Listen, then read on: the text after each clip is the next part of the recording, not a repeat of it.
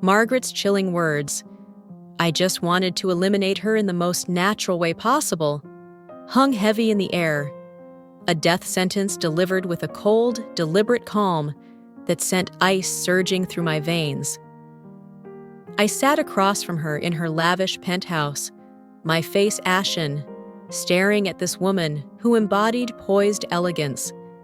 Silver hair flawlessly styled, manicured fingers resting serenely on the arm of her plush velvet chair. She was utterly unruffled, as if she'd merely noted the day's weather.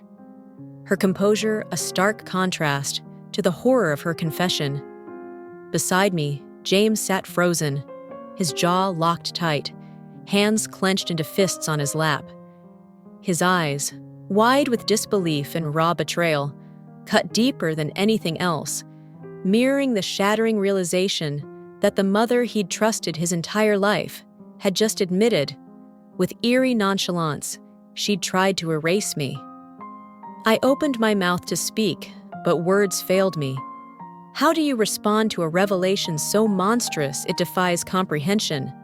The room blurred as my thoughts spiraled, my chest constricting as I fought to breathe, to think, to grasp how I'd landed here, in my mother-in-law's gilded domain, confronting a woman who'd masked her venom for years, now unveiling a scheme so sinister it turned my blood to frost. That unease wasn't new. I'd felt it before, though I'd dismissed it as paranoia, the kind of overblown suspicion you'd see in a movie thriller, not real life. But now, doubt gnawed at me. It had been exactly 1 week since my birthday, when Margaret had unveiled a gleaming red Mercedes-Benz S-Class before our friends and family, staging a grand display of generosity that dazzled everyone but me. The instant I saw it, my stomach knotted, not with joy or gratitude, but with a tangled mess of obligation and dread that gripped me like a chokehold. Margaret never gave without strings. I knew that truth deep in my bones, a quiet warning I couldn't shake. James, though, was ecstatic. He hugged her, eyes alight with excitement, convinced this was the breakthrough, the sign she was finally accepting me after years of sly jabs and veiled contempt. That night, as we tidied up after the party, he leaned close and whispered, "See? She's trying, Sophie. She really is." I ached to believe him. God, how I wanted to. But that car sat untouched in our building's parking garage, its glossy surface glinting like a poisoned apple, daring me to take a bite. I fed James excuses. I needed time. I loved my old car. Work was too hectic. Anything to dodge that driver's seat. But the real reason festered inside me. Something was wrong, and I'd learned long ago to heed that instinct, a silent alarm that refused to be ignored. That night, with James gone for a work dinner, I steeled myself to face it. The parking garage air was crisp, my boots echoing on the cold concrete as I approached the Mercedes. It sat there, sleek and pristine, its deep red paint catching the faint light in a way that screamed wealth. Margaret's world, not mine. I slid into the driver's seat, the scent of rich leather flooding my senses, and pressed the ignition. The engine growled to life, but my stomach twisted sharper than ever. Something was off. The sound grated, too rough, too unsteady, and a faint vibration pulsed through the steering wheel, prickling my fingers. I wasn't a mechanic, but I knew a brand new luxury car shouldn't feel this way. Jarring, unreliable. Pushing past the unease, I tapped the navigation screen, scanning the settings. Then I saw it, a user profile, preset. My pulse hammered as I stared. Margaret had embedded herself in the car. Dread coiled tighter as I scrolled, fingers halting at the tracking feature. Active. I clicked in, reading the details. It sent real-time locations to her account. My breath hitched, coming in short, panicked bursts. Why would she need to track me? I dug deeper, and there it was. A recording function, set to capture every word spoken inside and relay it to her. I froze, heart thundering. She wasn't just watching, she was listening, eavesdropping on every call, every whisper, every unguarded moment. Margaret's disdain for me wasn't news. She'd always chipped away at me, subtle barbs to remind me I didn't measure up for her son. But this was a plunge into darkness I hadn't foreseen. My hands shook as I pulled out my phone, running the VIN number online. The results hit like a gut punch. The car wasn't new. 6 months ago, it had been in a brutal crash. Front end mangled, repairs extensive, a warning of engine failure at high speeds glaring on the screen. I gripped the wheel, the garage walls pressing in. This wasn't a gift, it was a death trap. And the worst part burned in my mind. Margaret had smiled, radiant and victorious, as she handed me those keys. For 2 days, I gathered evidence, screenshots, reports, photos of the rigged settings, dodging James's questions with tight smiles and flimsy excuses. I couldn't tell him yet, not when so much hung in the balance. James worshipped his mom. He'd built a lifetime of defenses for her, convincing himself her every move was for his good. Now I had to shatter that illusion, tell him the woman he cherished, who'd raised him, had knowingly handed me a sabotaged, surveilled car that could have ended me in a fiery wreck. I didn't know how he'd react, but he'd face the truth soon, and once it was out, our lives would never snap back to what they were. Gifts should spark love, but this was cold, calculated control, tied up in a deceptive red bow. There I sat on the couch, laptop open, but my eyes drifted, locked on the nightmare I'd pieced together. Margaret's name in the settings, the tracking, the recordings, the damning crash history.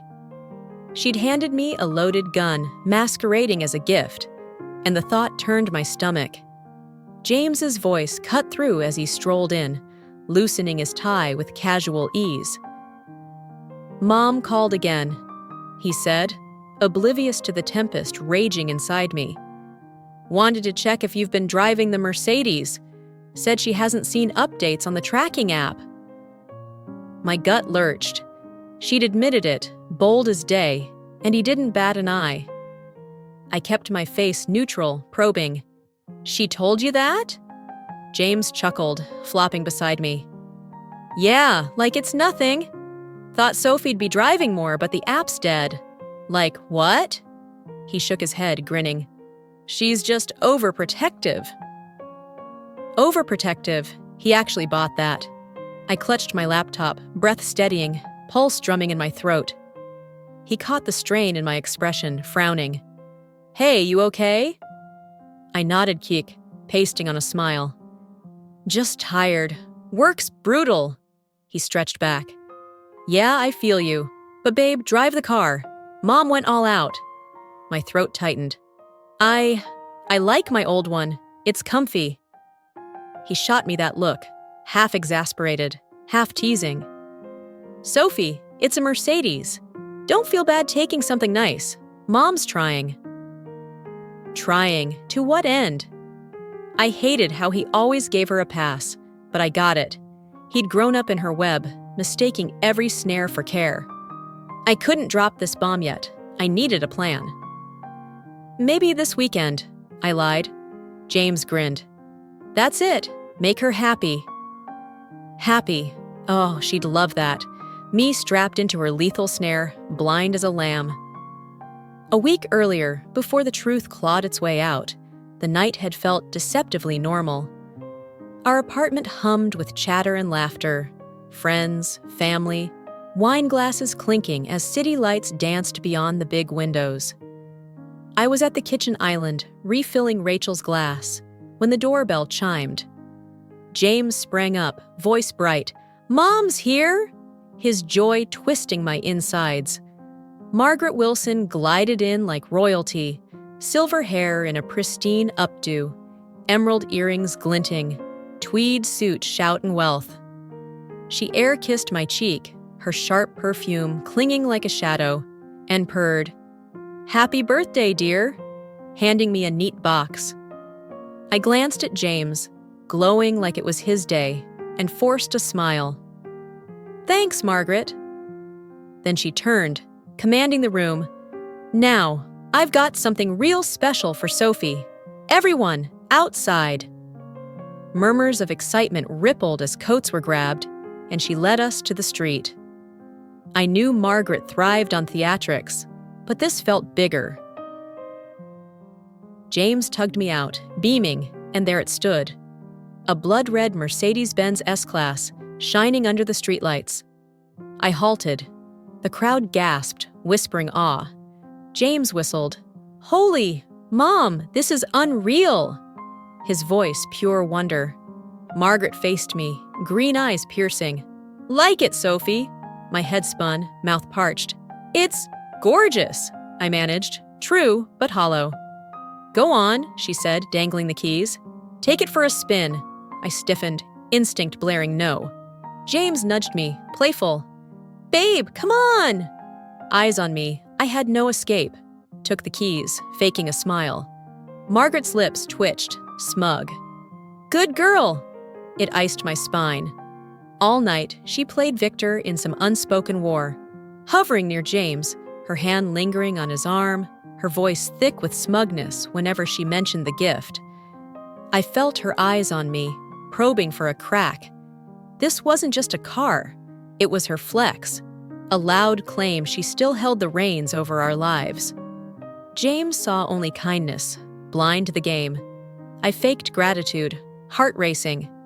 After the last guest left and I locked up, Rachel lingered, wine swirling in her glass. "Okay," she said, leaning in. "What's up?" I turned, feigning ignorance. "What?" She eyed me. "That car. You've barely looked at it, and Margaret's eating it up." Spill, I sighed, rubbing my temples. "It doesn't feel like a gift, more like a trap." Her voice dropped. "If you don't trust it, don't drive it." I met her gaze, her warning sinking deep. I should have heeded it, but I didn't. And that misstep led me to the truth a week later, flipping my world upside down. That dread wasn't random. It was a beacon, and it screamed every time I eyed that red Mercedes outside our building. Gorgeous, powerful, a dream car to anyone else. Yet each glance twisted my gut into knots, echoing that first night's unease. A week post-birthday, I still hadn't driven it. James's excitement dimmed to concern, his questions piling up, and Margaret, she was lurking, watching.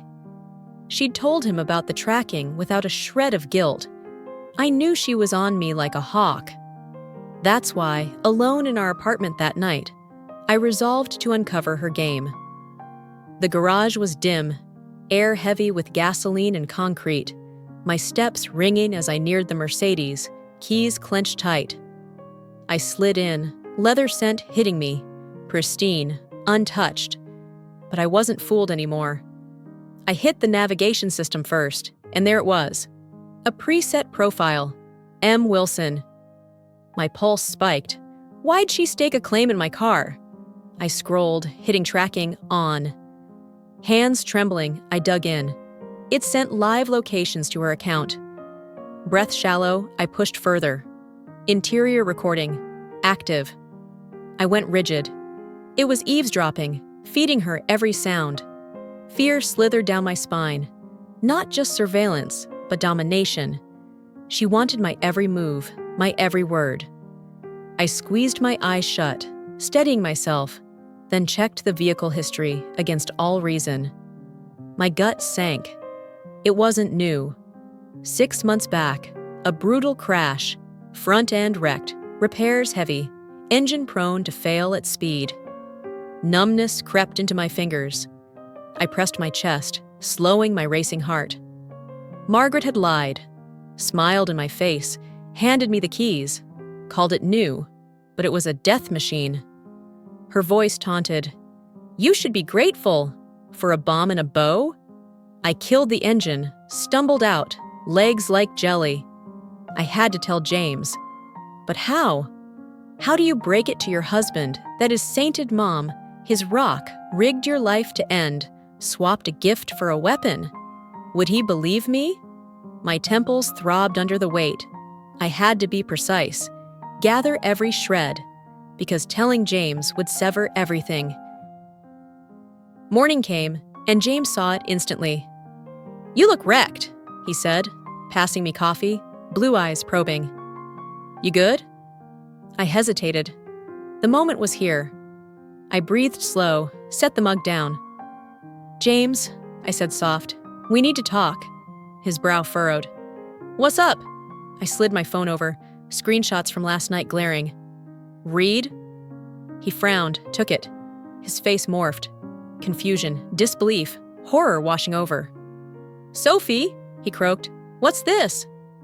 "Proof," I said. "Your mom gave me a used car, one that crashed. She rigged it to track me, record me." He blinked, grappling. "No, that's a mistake." "No mistake," I whispered. "She knew." He raked his hair, pacing. "Why would she?" I stood, chair scraping. "She doesn't trust me. Thinks I don't belong. Maybe didn't care if I died." He flinched, hit hard. Silence stretched. He stared at the phone, evidence undeniable. Then, pale, he whispered, "We're talking to her." We drove to Margaret's penthouse that afternoon. James was silent, knuckles white on the wheel. Tension bled from him. He wanted it untrue, but he knew. She answered, polished as ever. "James, Sophie," she purred. "What a treat." James stepped in, voice ice. "We need to talk." Her eyes flickered, something unreadable. "Of course. What's wrong?" He thrust his phone at her. "Explain." She faltered, just a heartbeat. But I saw it. She knew. Yet she wasn't sorry.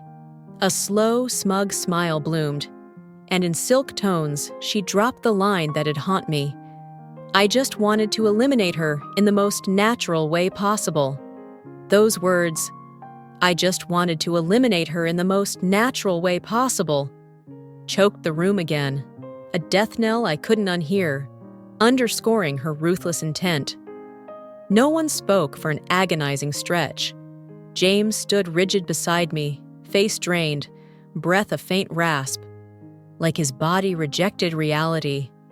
I held my breath, eyes locked on Margaret, searching for remorse, a flinch, anything human. But she was a statue, poised, green eyes glinting with quiet triumph, as if she'd just ticked off a mundane task. It crashed over me. She didn't see me as a person, just a snag to untangle, a fly to swat with cold precision. My body shuddered hard, skin prickling, stomach roiling. That car wasn't control. It was my execution, and she'd smiled delivering it, her victory etched in every calculated move. James stirred first, deliberate, pulled a chair, sat, hands flat on the table, staring like they were foreign. "Say it again," he growled, voice a low threat. To hear it twice was to make it real. Margaret's lips twitched, amused. "You heard me, darling. I did what I had to." His breath hitched. "You tried to kill my wife." She tisked, dismissive. "Don't be dramatic. Just a possibility. She'd either back off and hand it over or—" She shrugged. My fate a coin toss. My blood froze.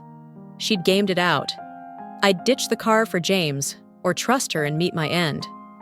I gripped my chair, voice splintering. "Margaret, you're a monster!" Her gaze slid to me, icy. "And you're replaceable!" Tension snapped, thick as thunder. I'd never seen James rage like this. Fists white-knuckled, body taut with barely leashed fury. He shot up, chair screeching, slicing the quiet. "Mom!" he choked. "You tried to kill my wife!" She didn't blink. "If I wanted her dead, James," she sighed, graceful, "she'd be." I shuddered. He slammed the table. I jolted. "Stop!" he roared, voice cracking. "Stop! You don't get to—" He raked his hair, breaths jagged, clinging to control. Margaret watched, patient. She thought he'd bend, that she'd twist this into care. She'd misjudged. James's bitter laugh cut through, head shaking, hands trembling as he pulled his phone. "James!" Margaret's tone shifted, uncertain. He ignored her, tapped, set it down. 911, what's your emergency?" rang out. She froze. Fear flickered in her eyes. "James!" she hissed. "Turn it off!" His jaw clenched. "Think I won't?" She rose, voice smooth. "Think! What'll the police do? Proof—" "You said it," I cut in, fury steadying me. "Admitted it."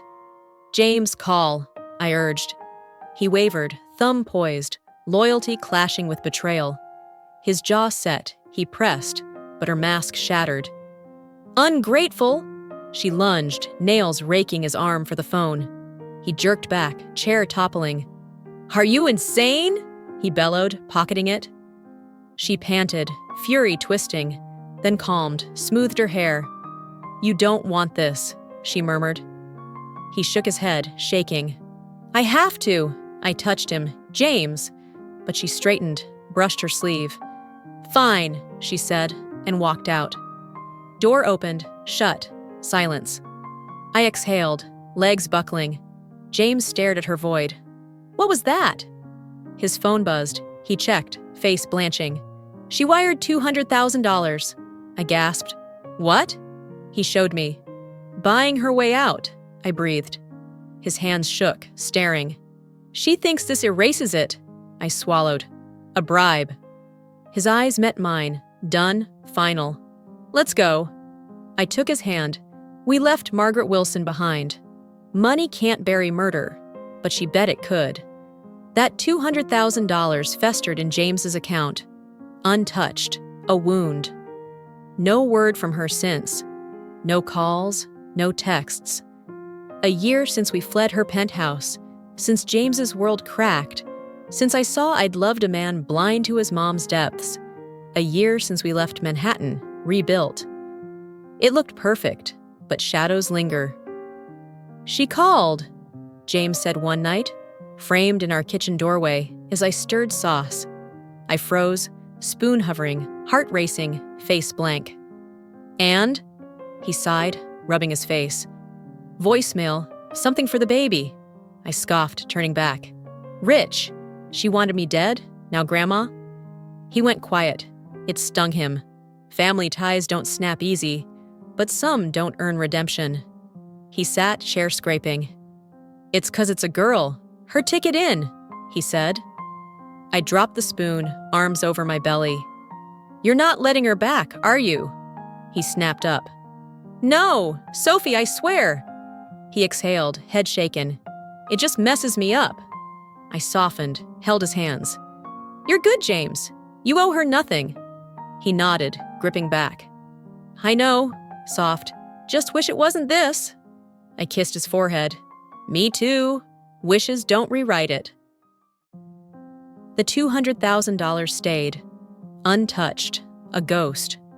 "I hate it's there," I said one night, curled by James, tracing his shirt. "It's filthy." "I know," he murmured, "but returning it's a door." I frowned.